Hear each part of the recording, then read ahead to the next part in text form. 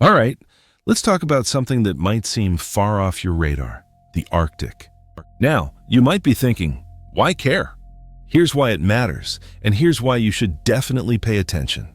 This story, the one you're about to hear, isn't just about icebergs, cold winds, or polar bears. It's about a trillion-dollar blunder, yes, trillion, and how Canada somehow gave away the Arctic.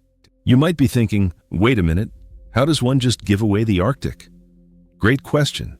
So let's dive in and unpack this icy issue. You see, over the years, Canada has held a huge chunk of the Arctic, full of resources that could change lives. But here's where it gets juicier. Meet Joe.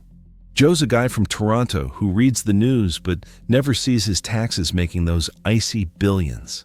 This undisputed territory could be worth more than anyone has ever imagined.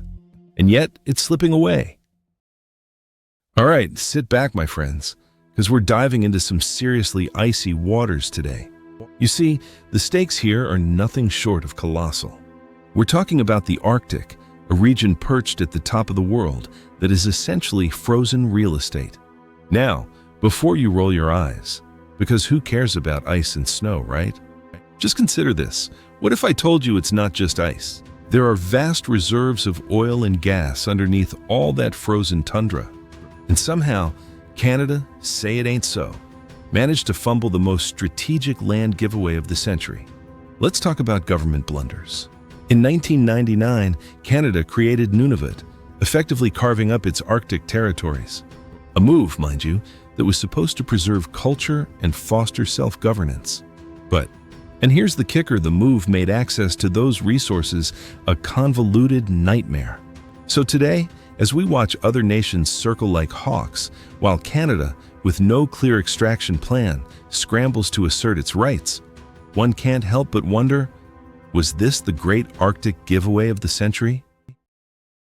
All right, let's dive deep into this mind-blowing trillion-dollar blunder.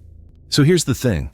Canada essentially opened the door and let ice-cold opportunities slip through its fingers. Now you might wonder, how does one just give away the Arctic in such a spectacular fashion? Well, it wasn't overnight, and it certainly wasn't accidental. It was a slow burn. See, most folks won't admit that this is a classical case of political neglect and short-sighted policies.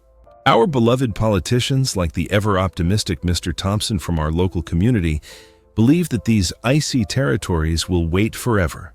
But the reality couldn't be further from the truth. Because you see, as these opportunities drift away on floating ice, other nations are gearing up to snatch them quick. Now consider this. The Arctic holds huge untapped reserves of oil and gas, the kind that could make a nation an economic powerhouse. Yet, we treated it like a cold mystery, unworthy of our full attention. Strange, isn't it? Now, let's deep dive into what really went down when Canada effectively gave away the control over a strategic region like the Arctic. Sure, it might seem like just a patch of ice and snow, but it's much more. And here's why. Underneath that frozen crust, there's a treasure trove of untapped resources. We're talking about oil, gas, even rare earth minerals that are crucial for technology. Now, Canada had a front row seat to this lucrative potential, but somehow we traded it away. You have to ask, what were they thinking? Was it all a desperate plea for cooperation? Did we naively trust that international goodwill would come back our way? Now, consider John, an oil worker from Alberta, who relies heavily on this sector for his livelihood. He wonders if the resources beneath the Arctic are slipping away from Canadian hands forever. Meanwhile, other countries with their iron fists are cozying up to cover every inch of this icy gold while we idle. Canadian waters, once a pride, now potentially overlapped by those eager to carve their share. So, are we letting Canada's billion-dollar wealth dwindle away while others feast? It's a question worth reflecting on. Okay, so let's dive deep into this Arctic conundrum. On the surface, it looks like Canada, one of the largest Arctic nations, just gave away its abundant resources. And you ask, how does one just give away something so valuable? Well, it's a tale of geopolitics mixed with bureaucratic missteps. First, consider the change in climate. which has opened up new waterways. You might think this would prompt action, but surprisingly, Canada lagged behind, almost as if waiting for an invitation. Meanwhile, other nations like Russia saw opportunity. They advanced their tech, built infrastructures, and claimed dominance. Talking about domination, did you know some Canadians like Tom initiate movements to reclaim? But it's often muffled. Another baffling point is money. The Arctic is rich with oil, gas, and minerals, literally a gold mine beneath the ice. Yet you see, Canada barely capitalizes. Could it be maybe lack of political will? Or just plain oversight? Remember, decisions today shape tomorrow, and if left unchecked, the Arctic might slip further away, like sand through fingers. So why isn't Canada more proactive, more assertive? That's what confounds us, really. Let's dive deep into the curious case of how Canada essentially handed over a treasure trove in the Arctic to the world, and the implications it carries are massive. Now, here's the thing. Canada sits on one of the world's largest oil reserves in the Arctic HC. So why, you might ask, would these resources be shared like free candy? First, we need to look at the United Nations Convention on the Law of the Sea. This tightens maritime borders and rules over the ocean. In essence, Canada seemed to, well, just roll over and let it happen. National pride was, well, let's say, misplaced here. Think about that. A country not defending its most precious jewels.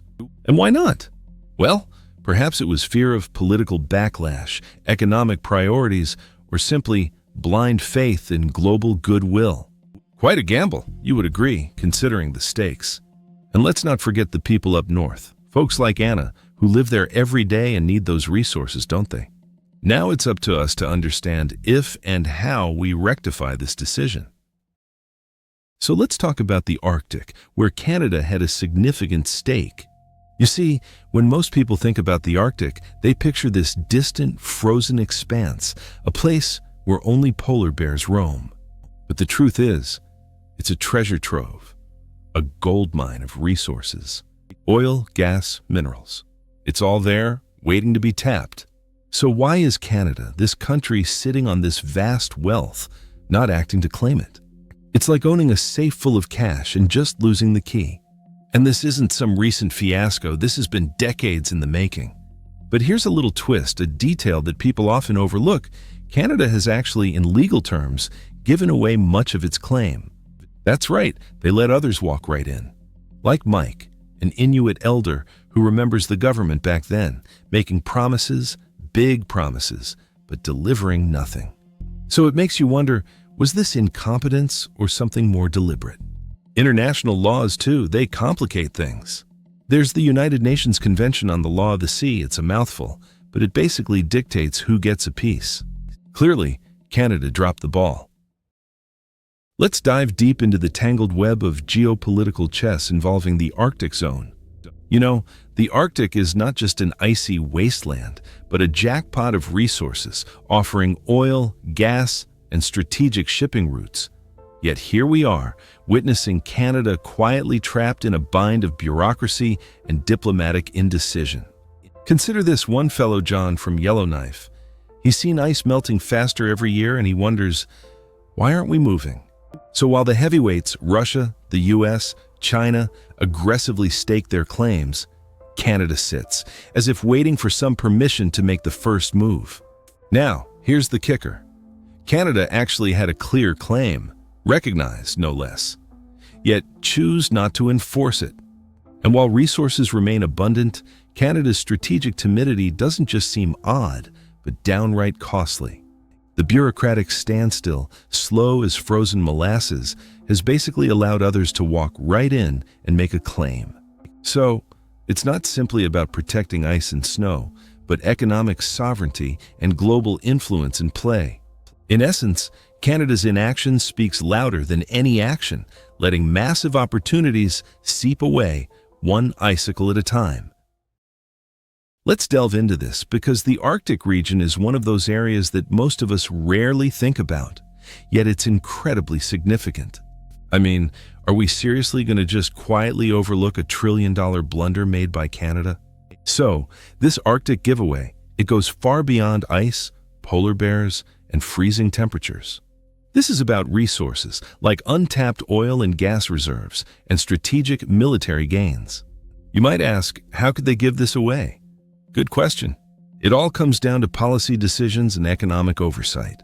You have countries like Russia that are aggressively staking claims, while Canada appears almost complacent. It's like they fell asleep at the wheel. Or perhaps they're in disbelief about how rapidly things changed.